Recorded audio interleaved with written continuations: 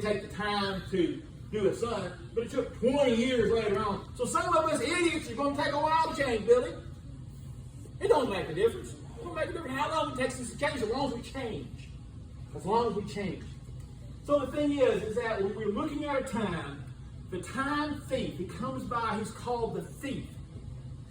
He's coming to steal what he can steal. And he's stealing our time. He's got us hooked, Zeke, on these different things, these different accomplishments. And if he can't steal that time there, he's going to overwhelm you. Because when you're overwhelmed, what can you accomplish? It's the story of a lion tamer. I've told you the story. A lion tamer walks into the boat and walks into the cage. And there's this lion sitting there. He has what with him? And the thing is, what was it for? It keeps the chair. It's the most important thing. Because the animal is a wild animal. He can only focus on one thing at a time. And so whenever the lion starts losing his focus and starts looking back, oh, I'm going to bite that sucker. The lion tamer goes, he cracks that whip or he makes a loud sound because they haven't been trained to go, what? And all of a sudden he sticks that thing in his face. That lion tries to focus on all four things that's happening in his world. And he can't see beyond it. And so his primitive mind shuts down at that moment right there. Isn't it funny that we do the same thing? Whenever someone is trying to subdue us, they overwhelm us with all these things. And we lose focus. So if we took an audit of our time and we started finding out how much time gets siphoned off of our life. And I'm going to tell you, when you take the break from social media, I've not been on social media for a long time now. I still have a page, but I shut it down. The thing is that I know what that road does. I've been down that road. I'm tired of it. I don't need people. I don't like to bleed in public. I ain't going to bleed in public. I don't need to see your world. I don't care about that stuff. The thing is that when I did this and I realized how much of my life was spent involved in something that at the same time while my family and my wife was getting none of my time, none of my attention. It was all being consumed minutes and minutes at a time. So who loses in all this? Yes, sir.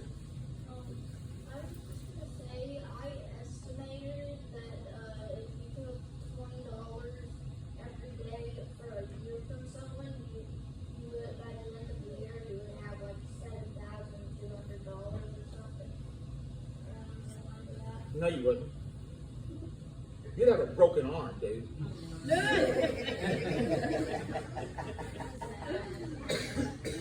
You might have a couple $100 by the time I figured it out and broke your arm.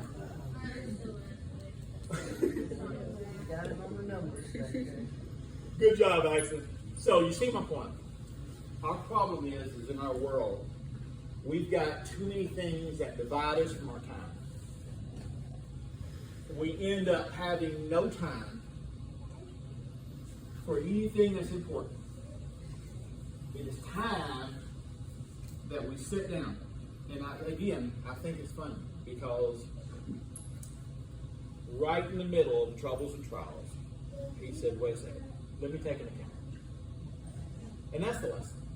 Take an account. What is going wrong in my life? What is this going to do? And as I've said, it is up to the leadership first. If the leadership doesn't have the vision, then the people won't have the vision. You are leaders. Each and every person in this room is leaders. God has set you aside for a reason. That's why you're here. So, what is he going to do? What is the enemy going to do to the leadership? Trying to stop us. Overwhelm you. So then, if we understand this whole thing of what's really going on in our life, let's stop. Let's pause. The sooner, Jessica, that you realize, because you're making great progress, now he's going to do what? Bam. If you're not doing something in your life and you're not getting attacked, do not consider that a sign of success. Consider that a sign of failure. Because he does not waste his time on people who are contributing to his ministry.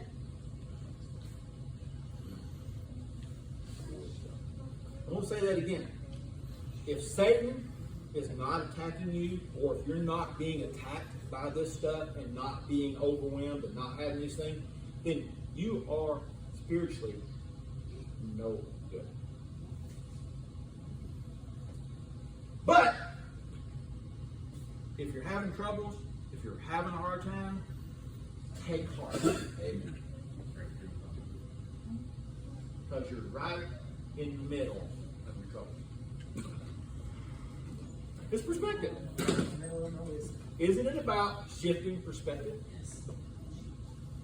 Because if all we focus on is the trouble, we'll never see the beauty.